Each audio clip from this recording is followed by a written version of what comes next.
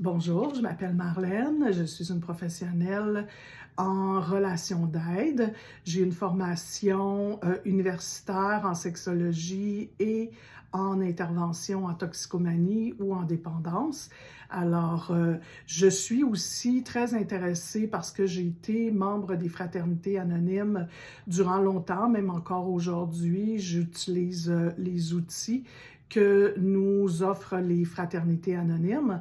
Donc, on se parle de toutes sortes de sujets qui nous font du bien et on se parle aussi de flammes jumelles. Aujourd'hui, c'est une capsule pour les flammes jumelles. Si jamais ça vous intéresse de savoir qu'est-ce que c'est, j'ai une autre capsule qui parle de flammes jumelles 101 qui pourrait un peu vous indiquer l'ampleur, l'ampleur de la réalité des flammes jumelles. Alors aujourd'hui, cette capsule-ci fait suite à celle qui parlait de complétude. Alors, on s'est dit que quand on rencontre notre masculin ou notre féminine sacrée, on se sent complet, on se sent par le phénomène énergétique, on se sent et spirituel, bien sûr, on se sent un être humain complet parce que un et l'autre, on va s'amener à vivre dans l'aspect féminin et masculin sacré, oui, mais particulièrement sain. Si on revient là, sur le plancher des vaches, on se dit qu'on a un yin qui a été blessé. La féminine sacrée en moi a coupé complètement ou presque de sa créativité pour bâtir son monde matériel extérieur. Alors, la féminine est plus intériorisée normalement et le masculin sacré, lui, a coupé son goût pour le monde extérieur et est allé dans le monde plus féminin, mais est blessé dans ce monde féminin-là. Donc, on a, comme être humain, à se rééquilibrer chacun d'entre nous et chacun de notre côté, parce qu'on va voir, on s'est parlé de la lune de miel. On va voir qu'à un moment donné, la lune de miel va se terminer et il va y avoir une séparation nécessaire pour que chacun de notre côté, on aille comprendre qu'est-ce qui s'est passé quand on était ensemble. Mais étant donné que le point de vue énergétique est un point de vue qui nous est totalement, ou presque, c'est invisible. Donc, on n'a pas accès à ce point de vue-là. Donc, le phénomène de l'énergie, c'est difficile à comprendre. Pourquoi on se sent coupé en deux quand il y a eu la séparation? Qu'est-ce qui fait qu'on se sentait 100% nous-mêmes et que là, tout à coup, on se sent 50% nous-mêmes? C'est qu'en fait, on n'a pas réalisé que avant dans la vie, on ne se promenait pas avec notre 100%, on ne se promenait pas avec notre plein potentiel. Et quand on est en présence de notre autre, tout à coup, on sort de nos blessures, premièrement, on laisse la partie en nous qui était écrasée, on la laisse vivre devant notre autre. Et aussi, on va aller se réconcilier avec la partie autre. Dans mon cas, c'était la partie masculine blessée.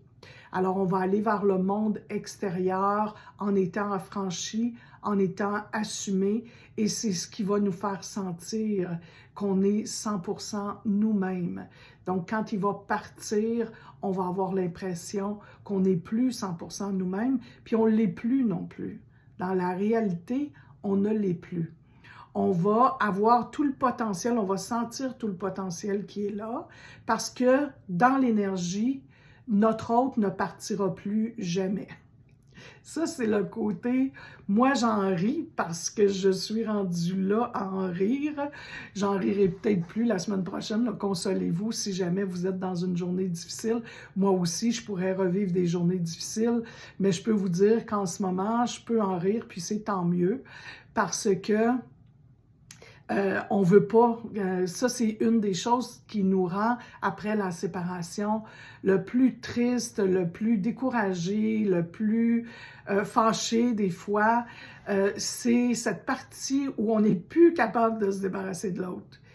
Mais ce qu'on ne sait pas, c'est que tout le côté énergétique, en fait, nous nourrit beaucoup, même si on est dans la tristesse, parce qu'il est parti avec plein de choses, mais il nous apporte, il continue de nous apporter, même à distance et surtout à distance. Parce que à distance, même si ça paraît hyper confrontant, hyper difficile qu'on soit à distance, croyez-moi, pour avoir vu des flammes jumelles qui essaient un peu de s'entêter à rester en présence, c'est encore plus blessant, puis ça nous fait revivre des séparations et bon, tout ça, parce que déjà, l'énergie qu'il y a entre nous, même quand on est à distance, est très nourrissante et est très intense.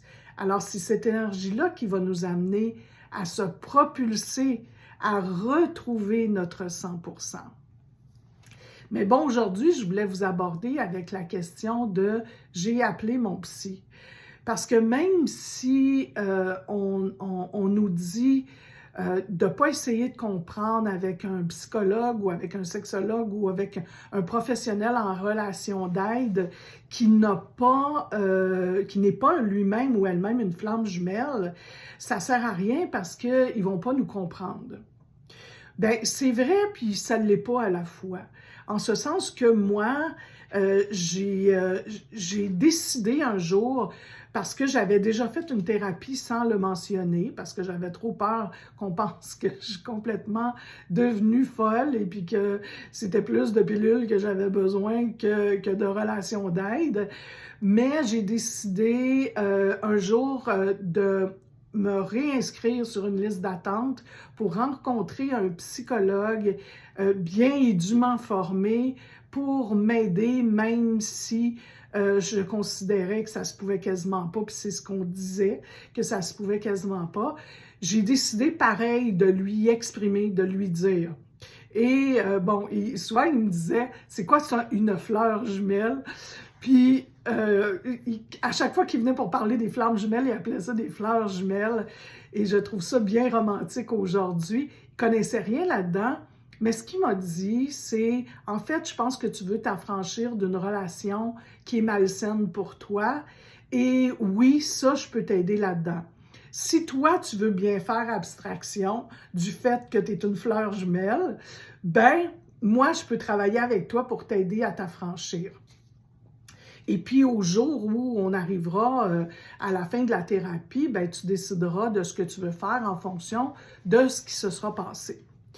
Et j'ai accepté de faire ça, puis je pense que ça m'a énormément aidée. C'est sûr que c'était difficile pour moi. À cette époque-là, j'avais que ma famille très, très proche et des amis très, très proches, même une amie très, très proche, beaucoup de mes amis n'étaient pas au courant, qui savaient que j'étais dans ce que je considérais être un parcours de flamme jumelle. Mais donc, mon thérapeute, j'aurais aimé qu'il soit une flamme jumelle. J'ai fait appel à quelques personnes, mais nécessairement qui étaient en Europe, c'était à distance, au téléphone, moins intéressant. Puis j'avais aussi, je vous dirais, un besoin d'être très incarné dans ma vie actuelle. Donc, c'est sûr que les thérapeutes flammes jumelles, je les percevais quand même un peu plus perchés, un peu plus hors de la réalité. Oui, c'était le fun de les entendre parler, mais ça ne me rassurait pas dans l'aspect psychologique, parce qu'il faut dire aussi que je suis, et je vous l'ai dit au départ, formée comme thérapeute en relation d'aide. Donc, j'avais besoin, tout le côté psychologique et intellectuel avait besoin qu'on la rassure. Et le fait d'être avec un thérapeute qui n'était pas une flamme jumelle, bien, ça me rassurait à cet égard-là. Donc, on a travaillé ensemble sur mon incapacité à me séparer de mon autre et ça m'a amené beaucoup à travailler dans l'aspect, je vous dirais, plus traditionnel de l'être humain, c'est-à-dire qu'est-ce que j'ai vécu avec mes parents, qu'est-ce que j'ai vécu dans ma famille, pourquoi je suis toujours avec des personnes que je suis attirée par des personnes qui sont inaccessibles. Et là, je vous dirais que ça m'a emmené à prendre conscience que dans ma dernière relation, je n'étais pas avec une personne inaccessible. J'avais été mariée pendant plusieurs années avec un homme qui d'ailleurs ressemblait beaucoup à ma flamme jumelle à plusieurs égards et je sais que je ne suis pas la seule. Je sais qu'il y a plusieurs couples de flammes jumelles qui reconnaissent que soit la conjointe actuelle, celle que souvent on va appeler l'énergie tierce dans nos capsules de flammes jumelles. Donc, souvent, on va s'être retrouvé dans la dernière relation ou dans la relation actuelle avec un profil de personne qui ressemble beaucoup à notre féminin sacré ou à notre masculin sacré. De là, beaucoup de confusion pour beaucoup de runners qui pensent qu'ils sont en relation avec l'amour de leur vie, parce que ça se peut qu'en plus, ils soient en relation avec une âme sœur. Donc, c'est sûr que c'est très confondant. Alors moi, je me suis retrouvée là, à un moment donné, à réaliser que dans ma dernière relation, oui, j'avais été en relation avec quelqu'un qui ressemblait beaucoup à mon masculin sacré, mais aussi parce qu'avant de le rencontrer, j'avais lu un livre qui s'appelait « Choisir qui on aime ». Et j'étais fondamentalement persuadée que je n'étais plus attirée par les personnes inaccessibles, dans le sens où oui, je pouvais être attirée, mais que je pouvais choisir de ne pas me laisser attirer dans ce genre de relation-là. Donc, je peux vous dire que pendant longtemps, au début du parcours, j'ai été dans le déni, même à travers la lune de miel. Au début, ça m'a pris beaucoup de temps à admettre que j'étais dans ce genre de parcours-là parce que j'étais persuadée que je pouvais choisir qui j'aimais. Et que cet homme-là qui faisait de gros efforts pour ne pas être dans la séduction avec moi, pour rester dans l'amitié. De part et d'autre, on a fait beaucoup d'efforts, que je pouvais décider qui serait mon ami, qu'on pouvait décider qu'on serait dans une relation d'amitié, d'amitié professionnelle, parce que dans notre cas, on est des flammes jumelles universelles. Je ne l'explique pas toujours, mais flamme jumelle universelle, ça veut dire qu'on a des projets de vie professionnels à faire ensemble. Et souvent, les flammes jumelles, qu'elles soient universelles ou pas, se rencontrent dans le milieu de travail. Alors, on a travaillé fort tous les deux à se faire croire qu'on pourrait être dans une relation d'amitié. Jusqu'au jour où, moi, avec mon thérapeute, j'ai compris que je ne pouvais pas être dans une relation d'amitié avec lui parce que j'avais un magnétisme qui aurait pu être autrement que flamme jumelle, mais là, ça l'était en plus. Alors, j'avais un magnétisme qui était au-delà du corporel. Oui, il y a le corporel, bien sûr, cette sensation continuelle de vouloir se rapprocher de l'autre, de vouloir recevoir des câlins. Honnêtement, ça se peut que ça soit pas sexuel. Moi, dans mon cas, ça a été longtemps, puis même encore, je vous dirais, après des années de cheminement, l'idée d'avoir des échanges, j'avais l'impression que c'était une relation qui était beaucoup trop intense. J'imaginais même pas l'aspect sexuel parce que l'intensité me faisait peur. Et je sais que c'était la même chose pour mon masculin sacré parce qu'il me l'a nommé aussi. Donc, c'est ça aussi qui est très confondant. Essayer d'expliquer à un thérapeute que oui, il y a le magnétisme, mais que ce n'est pas uniquement et même souvent pas attribuable à la proximité sexuelle. C'est plus un échange d'âmes dont on a besoin. Que nos âmes se rapprochent. Et ça s'explique bien mal à un thérapeute qui n'a aucune idée de ce que c'est l'énergie qui peut se passer entre deux flammes jumelles, l'intensité de cette énergie-là. Mais ça m'a quand même amené à voir que, ben non, l'aspect physique, psychologique, énergétique et mental, j'étais confrontée là, à tout ça. Je vous dis souvent que j'aborde les choses avec ces 4 aspects-là et c'est aussi ce qu'on comprend rapidement quand on lit sur les flammes jumelles, qu'il faut tenir compte de l'ensemble de ces profils-là qu'on a tous les deux dans le couple. C'est-à-dire qu'il y en a un qui a plus le profil physique et intellectuel et l'autre a plus le profil spirituel et psychologique. Alors moi, dans l'aspect psychologique, je ne tenais pas compte du tout de l'aspect énergétique. Donc ça, j'ai été confrontée à choisir qui j'aime. C'est beau psychologiquement, physiquement, intellectuellement, mais énergétiquement, ça le fait plus. Ça fait plus la job. Énergétiquement, je ne peux pas choisir qui j'aime parce que j'ai pas de contrôle là-dessus. J'ai pas de contrôle sur cette énergie qui est intense et qui me demande continuellement d'être en présence de l'autre, de me coller sur l'autre, d'être avec l'autre, quand il est dans mon univers physique.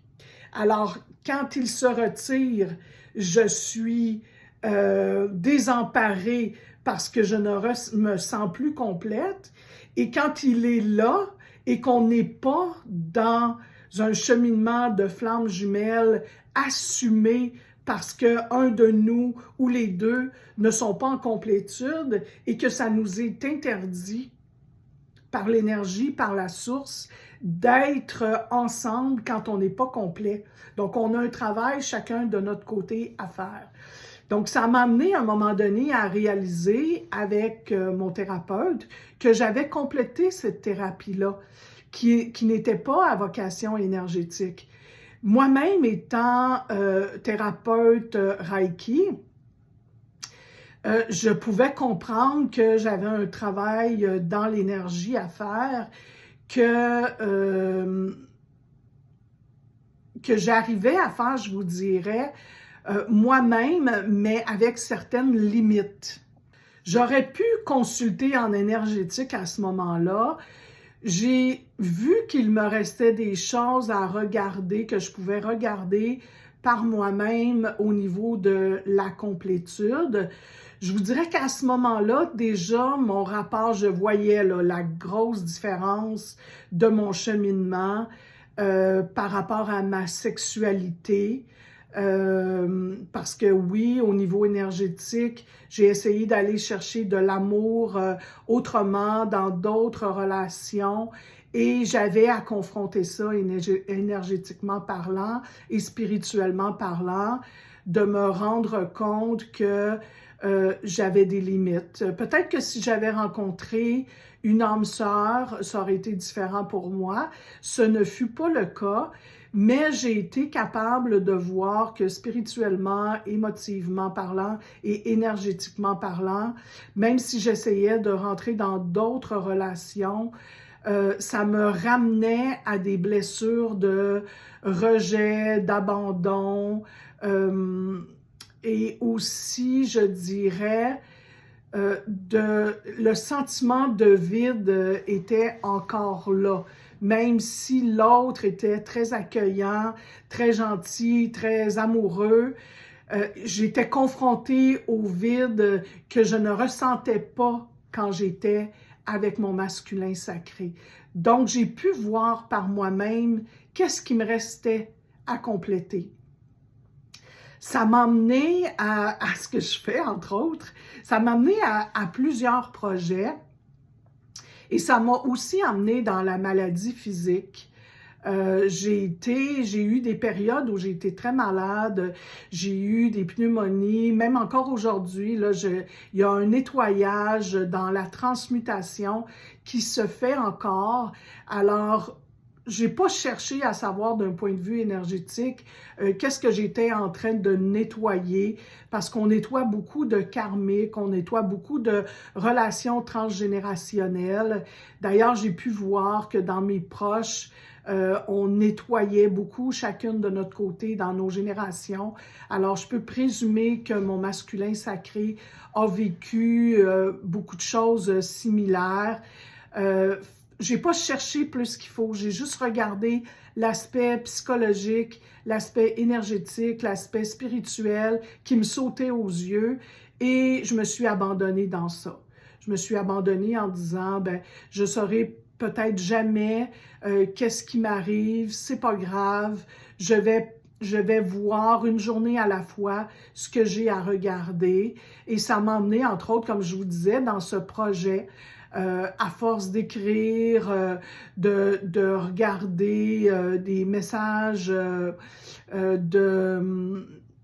des livres que je lisais, des cartes que je regardais. J'ai eu plein d'outils qui ont été mis à ma disposition, les rebelles sacrés, entre autres, que j'aime beaucoup, qui ont fait en sorte que j'ai eu des messages très clairs à un moment donné qui m'ont dit « ben va dans le monde ». Va vivre l'expérience que lui t'a fait vivre pour commencer. On verra plus tard s'il y a une réunion, s'il y a une fusion, s'il y a d'autres choses, mais pour l'instant, reviens dans cette énergie de joie, de complétude, de découverte de ton potentiel que tu as vécu quand il était en présence. Et c'est entre autres pour ça que je fais ces capsules-là aujourd'hui. C'est-à-dire que jamais avant de rencontrer mon autre, je me serais mis en scène comme je le fais aujourd'hui. J'ai essayé de faire, au début de ma carrière, de faire de la télévision. J'étais incapable de faire ça. J'ai fait quelques émissions de télévision. J'étais incapable parce que j'avais trop peu d'estime de moi-même. Et quand je me voyais, j'étais incapable de m'aimer, d'apprécier ce que je faisais. Je voyais toutes les imperfections, je voyais tout ce qui était, ce que j'avais fait de pas correct, de ce que j'avais dit de pas correct. Je pouvais pas, simplement. Avec lui, j'ai appris. Et aujourd'hui, ben vous voyez, j'ai maintenant 21, 22 capsules sur une chaîne YouTube et je suis fière de moi. Je sais que c'est pas parfait, mais c'est pas grave.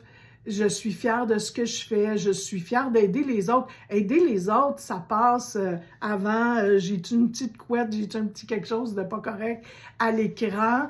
C'est pas grave. Aider les autres, ça passe avant ça. Mais j'étais tellement axée sur le paraître que si c'était pas parfait, je le faisais pas. Lui me montrer que je pouvais avoir des valeurs différentes. Et ça m'a fait le plus grand bien. J'avais déjà voyagé toute seule, mais je faisais des petits voyages d'une semaine où je savais déjà où j'allais, aller-retour. Bon, maintenant, j'ai voyagé, je suis allée en Europe, j'ai fait plein de choses que je n'aurais jamais faites avant.